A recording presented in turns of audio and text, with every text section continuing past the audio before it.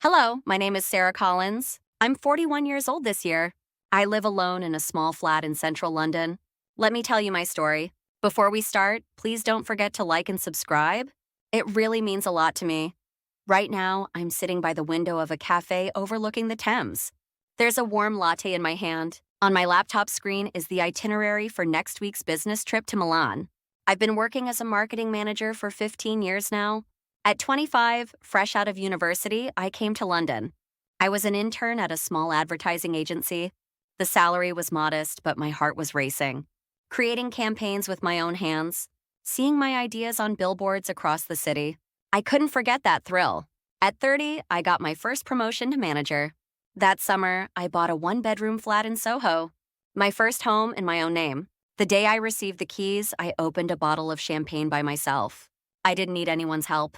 I'd built this entirely through my own efforts. My friends got married one by one. Emily was first. She got engaged at 28 and the following spring, had a lovely wedding in the Cotswolds. I stood as a bridesmaid. I was happy for her, genuinely. But I chose a different path. Career came before marriage. I had meetings every weekend and spent most weekday evenings at the office. Whilst my friends were dating, I was writing proposals. At 35, I returned from a business trip to Paris. I posted a photo in front of the Eiffel Tower on social media. It got over 100 likes. The comments were full of envy. That's when I was certain. My choices had been right. My Instagram feed was glamorous. Exhibitions at the Tate Modern, weekend trips to Amsterdam, London Fashion Week parties. My life looked like a magazine spread. Friends gave hearts to my posts, but I started sensing a distance growing between us. At 38, I received a promotion offer. Senior manager position. My salary increased as well. That evening, I dined alone at a Michelin-starred restaurant. Outside the window, couples walked by holding hands. I watched them and thought, I have something greater than that. Freedom. Marriage is a choice, not an obligation. That's what I believed, or rather, what I wanted to believe. Whenever people asked when I'd marry, I'd smile and answer, not yet, work is too exciting. On my 40th birthday, I drank wine alone at home. Birthday wishes flooded my social media, but there was no one actually there to cut the cake with me. That night, a strange feeling swept over me for the first time. Perhaps it was loneliness. Lately, contact with friends has become sparse. They seemed busy with stories about their children's schools and their husbands. The space for me to join in kept shrinking. My travel stories no longer seemed interesting. Last week, Emily rang me after ages. She was having a housewarming party. She'd moved to a new house and insisted I come. I readily agreed. I didn't know then. That housewarming would shake my entire life. Right now in this cafe, I'm organizing materials for next week's presentation. Numbers and graphs on the screen. Things I'd loved so much. But somehow it feels hollow. I keep feeling something's gone wrong. Outside the window, a young couple walks by holding hands. The woman looks pregnant. She's smiling while stroking her belly. The man carefully supports her. I look away. Back to my laptop screen. I still want to believe my choices were right. Freedom and independence, career and achievement. These were my entire life. But lately, every night before falling asleep, I think this. Is this really all there is? Is this truly all right? Next Friday, I'm going to Emily's housewarming. I don't yet know what I'll face there, but a vague anxiety presses on one side of my chest, like a premonition that something's about to change. Friday evening, I stood in front of Emily's new house, a 3-bedroom townhouse in Richmond. In the front garden, children's bicycles were parked. My hand trembled slightly as I pressed the doorbell. The door opened and Emily greeted me with a broad smile. Sarah, how long has it been? She looked more relaxed than before. Her hair was simply tied back and she wore hardly any makeup. But there was a certain peace in her face. I entered the sitting room and 5 friends were already there. All university classmates. Rachel, Sophie, Claire, Hannah, Olivia. 15 years ago, we'd stayed up all night drinking and dancing at clubs. Now they were all married with children. Hello everyone, been ages. As I held out a bottle of wine, Emily took it. Thanks, but I hardly drink these days. I have to wake up early in the mornings. Gotta take the kids to school. I sat on the sofa. Rachel asked, Sarah, how have you been? Work going well? Yes, I'm well. I'm off to Milan next week on business. A brief silence followed my answer. Oh, lovely.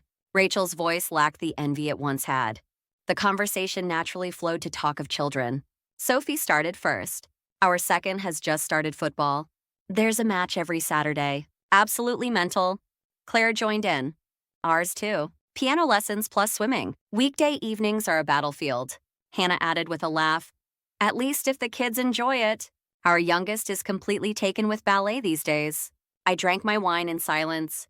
I couldn't find a moment to join in. Their conversation flowed rapidly. Stories about teachers, complaints about husbands, talk of in-laws. It was a world I didn't know. Emily looked at me and asked, "What about Sarah? Are you seeing anyone these days?" There was carefulness in her voice. "No, work's been too busy." Another brief silence followed my answer. Olivia said, "But Sarah, you're really impressive. Aren't you scared living alone? I don't think I could do it." Her tone held something like pity. "Not at all, I'm fine." I smiled bitterly. Rachel took out her mobile. "Look at my daughter's photo. It was her birthday last week." On the screen was a child's bright face in front of a cake. Everyone gathered round the photo exclaiming. Only I sat slightly apart. It was time for dinner. Emily had prepared homemade lasagna. It was delicious but didn't go down easily. The conversation continued about childcare and family matters. I occasionally nodded, pretending to listen. Claire said, "You know that group chat we have? We share loads of parenting information there, Sarah. Do you want to join?" "Oh, but Sarah doesn't have children yet." She laughed awkwardly. "Doesn't have children yet?" Those words pierced my heart. I was someone who didn't belong here. A visitor, an outsider. That feeling came rushing over me. I got home around 10 at night. My one-bedroom flat was silent. When I turned on the lights, the clean interior came into view. The space I'd carefully decorated. But tonight it felt strangely cold. I sat on the sofa and opened social media. Emily had already posted photos from today's housewarming. A group photo of 6 people. Everyone was smiling. I was in it too, but looked somehow awkward. Comments appeared. "Lovely, jealous, let's meet up soon." All comments from married people. I just pressed like and put down my phone. I lay in bed staring at the ceiling. Tonight I felt it clearly for the first time. That I lived in a different world from my friends. In their conversations, in their laughter, I was growing more and more distant. My mobile rang. A new message in the group chat. The name had changed. From university friends to mum talk. The message was a notice about a weekend playground meetup. I couldn't leave the chat, so I just turned off notifications. The next morning, I scrolled through my social media feed. It was full of friends' family photos. Children, husbands, happy smiles. My most recent post was from a month ago, photos from a Berlin business trip. The likes were less than half of what they used to be. On Monday, I went into the office. I had meetings with colleagues, checked emails, prepared presentations. The same routine as always. But one side of my heart kept feeling uncomfortable. At lunchtime, eating a salad alone, I thought, had I been wrong? Was choosing career a mistake? No, it can't be. I told myself repeatedly. That evening, a text came from Emily. "Thanks for coming last Friday. And Sarah, if you're interested, shall I introduce you to someone nice? He's my friend's brother, a good man." I stared at the screen for ages. A blind date, something I'd so firmly rejected. But now, strangely, I didn't have the confidence to refuse. My head was in turmoil. Eventually, I sent a reply. "I'll think about it." "Thanks." The moment I pressed send, I heard something collapsing inside me. Was it pride or was it certainty? Outside, rain began to fall. A typical London autumn night. I closed the curtains and turned off the lights. I lay in bed, gazing at shadows on the ceiling. What will change from now on? What's waiting for me? A week later, I stood in front of a small Italian restaurant in Covent Garden. It was the place Emily had chosen. 7 o'clock, 10 minutes before the appointment, but I was already perspiring. I adjusted the strap of my handbag several times and took deep breaths. I entered the restaurant. A man sat at a table and raised his hand to greet me when he saw me. Mark, the person Emily had mentioned. 45 years old, divorced with a 9-year-old daughter, she'd said. I smiled and approached him. "Hello, I'm Sarah." He offered a handshake and I took his hand. "Pleased to meet you, I'm Mark." His voice was calm, but his eyes looked somehow weary. We sat facing each other and opened the menus. At first it was fine. Weather talk, how we'd heard of this restaurant. Chat about Covent Garden's weekend market. Pleasant conversation continued and I felt gradually less tense.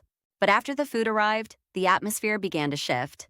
He said, "May I talk about my daughter?" "Of course," I nodded.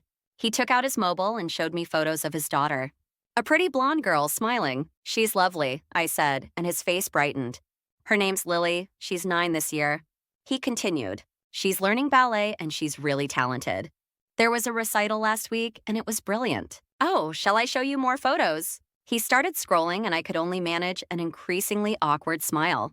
I divorced 3 years ago. He said, my ex-wife and I. Well, it was complicated. But Lily's my top priority. I see her fortnightly and that time is precious. I twirled pasta on my fork listening, but the conversation kept flowing only to talk of his daughter. School grades, friendships, maintenance payments, conflicts with his ex-wife, weekend schedules. His world was entirely filled with Lily. I occasionally nodded along, but increasingly, I didn't understand why I was sitting here. This wasn't a date. It was more like parenting consultation. I tried bringing up my work. I work in marketing, and I've got a trip to Milan next week. He interrupted. Oh, business trips? Then weekends must be difficult. Weekends are important for seeing Lily. Disappointment flickered across his expression. The meal ended. Over coffee, he talked about his daughter again. This time, it was holiday travel plans. I held the cup but couldn't swallow a single sip of coffee. My throat felt completely blocked. On the way home, on the tube, I took my mobile from my handbag. I texted Emily. Met him today. Thanks, but I don't think we're suited. The moment I pressed send, fury surged through me. As soon as I entered my flat, I rang Emily. The tone sounded several times before she answered. Sarah, how was it? My voice was trembling. Emily, why on earth did you introduce me to someone like that? What? What are you on about? Mark's a good man. Emily's voice held bewilderment. A good man? He spent 2 solid hours talking only about his daughter. He had no interest in me whatsoever. What was I meant to be? My voice rose. Sarah, calm down. He's a single dad. Of course, his child's important. You need to understand that. At Emily's words, I laughed hollowly. Understand? So what am I then? Just someone to fill. The role of the child's mom? That's not. Emily continued. Sarah, I'll be honest. At our age, there are hardly any decent men who haven't been divorced. You need to face reality. After 40, there aren't many options. Her cold, realistic voice struck my ears. I hung up. Or rather, I should say I threw the phone down. I slumped onto the sofa and clutched my head. Not many options. After 40, face reality. Those words circled round my head. I looked in the mirror. A woman in her early 40s looked back at me. There weren't many wrinkles yet, but my eyes weren't the same as before. My skin, the radiance, something had changed. When did I start changing like this? I picked up my mobile again. I opened social media. I saw a family photo Emily had posted. Her husband and 2 children, smiling in the garden. The comments were full of blessings. I switched off the screen. I couldn't look anymore. That night, sleep wouldn't come. I stared at the ceiling thinking, what had I done wrong? Choosing career, postponing marriage, or believing I could be perfectly happy alone? At 3 a.m, I got out of bed and went to the kitchen. I opened the fridge, but there was nothing I wanted to eat. I looked out the window at London's night view spread before me. The lights sparkled, but I felt even lonelier within them. The next day, a colleague at the office asked, Sarah, are you all right? You don't look well. I forced a smile and answered, I'm fine, just a bit tired. But inside I was crumbling. At lunchtime, sitting alone in a cafe biting into a sandwich. I couldn't taste it. A young couple sat at the next table. They looked about 26 or so. They held hands, laughing and talking about their future. At that moment I realized, what I'd missed wasn't time, but opportunity. Late 20s, early 30s, the things I could have chosen then. That time I can never return to. I put down the sandwich and left the cafe. Walking, I thought, was Emily right? Did I really need to face reality? Or was living alone like this the right path? I couldn't find the answer. That evening, I came home and opened my laptop. I typed into the search box, 40s Woman Marriage Agency. The moment I pressed enter, I heard something inside me completely shatter. Was it pride or was it the last remaining hope?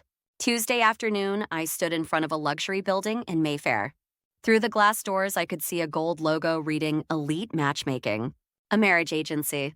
The moment I pushed open the door, I felt my hands growing cold. A young woman at reception greeted me with a bright smile. You must be Miss Collins with the appointment. This way, please. I followed her down the corridor. On the walls hung photos of success stories. Everyone wore happy smiles. I was shown into a consultation room. Cream sofas and a glass table outside the window. London's cityscape stretched below. Shortly after, a female consultant entered. She introduced herself as Jessica. She looked mid-30s with perfect makeup and a suit. "Miss Collins, lovely to meet you," she said, taking out a tablet. "Let's start with a simple profile. How old are you?" 41, I answered, and her finger tapped the screen. Her expression didn't change, but I sensed a subtle shift. "Occupation?" "Marketing manager. My salary's around 60,000 pounds. She nodded. "Good. Education?" "University degree, business studies." She kept recording, and I felt as though I were writing a CV. "Have you been married before?" "No." "Engaged?" "That either no." "Long-term relationship experience?" "I had some. But that was ages ago." Her gaze briefly swept over me. It was a look of judgment. "I'll be honest with you, Miss Collins." Jessica put down the tablet. 41 is quite a tricky position in the marriage market, especially if you've no marriage history. Men generally prefer women younger than themselves. Her words pierced like a knife. But I tried to maintain my expression. "I see, so what should I do?" Jessica smiled. Too cold to smile. "It's important to have realistic expectations. Rather than searching for the perfect partner, find someone you can adjust to." "Specifically, what sort of people would I be introduced to?" I asked. She scrolled the screen. "Usually men in their late 40s to early 50s. Most have been divorced and often have children. Single men are, honestly, quite rare." "Why?" I asked, though I already knew the answer. Jessica replied, "Single men in their 40s usually seek women in their 30s. They consider things like fertility and energy." That's the reality, Miss Collins. When I left after the consultation, my legs felt weak. In the lift, I looked in the mirror. A woman in her 40s looked back at me. Suddenly, that number felt enormous. 40, 41, 40. A number that had never bothered me now clung like a label. As soon as I got home, I took out my mobile. I downloaded a dating app. As I filled in the profile, my finger trembled when entering my age. 41. The moment I pressed enter, my chest sank heavily. I chose a profile photo, a picture from last year's Paris trip, me smiling. But it looked different from my face in the mirror now. I pressed the upload button. A message appeared saying the app was starting to match. The first match came. David, 52, divorced, 2 children. In his profile photo, a man holding golf clubs smiled. His bio read, "Seeking someone stable and sincere." I swiped past. Second match, Andrew, 48, divorced, 1 child. "Seeing my daughter at weekends is my whole life." Third, Michael, 55, widowed, 3 children. Seeking a companion to spend the rest of life with? They were all similar. All had pasts. A message arrived. A man called Peter. 50 years old, his profile photo looked decent. "Hello, what's your job? What's your salary?" That was the first message. I didn't reply. Another message. "Could I know your height and weight?" Yet another message. I take fitness seriously. "Do you look after your health?" Questions poured in, but none of them seemed genuinely interested in me. I was a commodity. An item on display. I closed the app. I sat on the sofa and hugged my knees. Is this really my reality? In my 20s, I championed freedom. In my 30s, I chased success. But now in my 40s, I stood in the market with a price tag. My mobile rang. Another match notification. I didn't check it. Instead, I opened social media. There was a new post from Emily, an anniversary photo with her husband. The caption read, 15 years on, but still in love. I read the comments. "Jealous, congratulations, we'll follow your example." I didn't press like. I just scrolled down. My chest felt tight. Was it jealousy or regret? I looked out the window. Night was deepening. Streetlights sparkled, but my flat was silent. Too quiet. I could only hear my own breathing. The me in my 20s had been confident. Marriage was a choice, I was sufficient alone. The me in my 30s tried to prove it. Through success, freedom, independence. But now in my 40s, what did I have? I had a career, a decent salary, a home in my own name. But tonight, all of it felt empty. Everything I'd built up suddenly seemed meaningless. I lay in bed. Staring at the ceiling, tears flowed. At first just a little, then more and more. I couldn't remember when I'd last cried. Probably over 10 years ago. That night I realized that I'd been wrong. Or rather, not completely wrong, but I'd missed something important. Time isn't fair to everyone, especially to women. This was reality. At 4 in the morning, still unable to sleep, I picked up my mobile and searched. Life for single women in their 40s. Articles appeared. Statistics, prospects, advice. All told similar stories, except reality. Then an article caught my eye. The title was Understanding Life's Seasons. I clicked. I started reading and a sentence touched something in my chest. We cannot live every season like summer. Sometimes we must accept winter. I put down the screen. Seasons. That word stayed in my head. Had I been living in summer all this time? If so, what season was I in now? And what about the future? Saturday morning, when I opened my eyes, autumn rain was falling outside the window. A typical October in London. I lay in bed for ages staring at the ceiling. The past week swept by like a panorama. I showered and got dressed. Jeans and a knit jumper, comfortable clothes. Looking in the mirror, a woman in her 40s looked back at me. But this time it felt different. That number no longer weighed me down. I took an umbrella and went outside. I had no destination. I just wanted to walk. I strolled slowly along the Thames. The rain continued and the river flowed gently. My footsteps were equally slow and calm. I entered a riverside cafe. I sat by the window and ordered hot tea. Looking outside, various people passed by. A young man jogging, a mum pushing a pram, an elderly couple holding hands. Everyone living at their own pace. Before, I would have compared myself to them. I might have felt jealous or dismissive. But today I just watched. Without judgment, without emotion. They were living their lives and I was living mine. I recalled the past 20 years. The excitement arriving in London at 21, the joy of my first promotion, the pride of buying my first home. None of those moments had been wrong. I'd simply walked the path I'd chosen with dedication. But at some point I'd become deluded. That my choices would always be right. That everything would stay the same as time passed. I'd ignored that. Life has seasons, that each season requires something different. In my 20s, I needed freedom, exploring the world, proving my abilities, claiming independence. That was that period's task. I accomplished it. I don't regret it. That was my summer. In my 30s, I needed achievement. Building a career, gaining financial stability, securing social status. I did that too. Working through nights, going on business trips, delivering results. That was also an extension of my summer. But now in my 40s, the season has changed. Whether I wanted it or not, autumn has come. Autumn requires something different. Not solitary achievement, but someone to share with. Not flashy. Freedom, but warm belonging. Drinking my tea, I thought. What I'd got wrong wasn't the choice itself, but the arrogance. The delusion that my way would work in every period. The fantasy that I could live ignoring time. That's what brought me here. The me in my 20s and 30s thought secretly when friends married. I'm different from them. I'm freer, more successful. But looking now, we simply chose different seasons. They welcomed autumn early, and I enjoyed summer longer. I don't know which was right. Perhaps both were right, or both were wrong. What matters is how each person lives through their chosen season. Looking outside, the rain had stopped. A faint sunbeam began to shine through the sky. People folded their umbrellas and walked. I stood up too. I wanted to walk again. Walking along the riverbank, I realized what I needed wasn't self-blame or regret. It was accepting this moment, acknowledging the season I was standing in. Autumn can be as beautiful as summer. I sat on a park bench. Next to me, an elderly gentleman was feeding pigeons. He smiled at me and said, "Lovely day, isn't it? Now the rain stopped." "Yes, really lovely." I smiled back.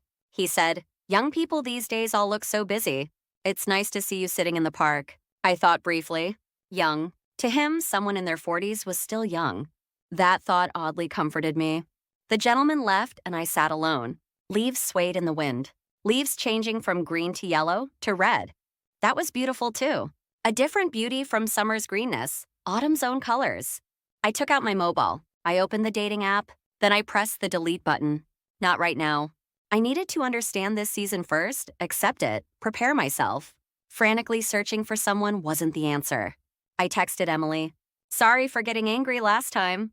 I appreciate your concern. And I'm all right, I just need some time." After sending it, my heart felt lighter.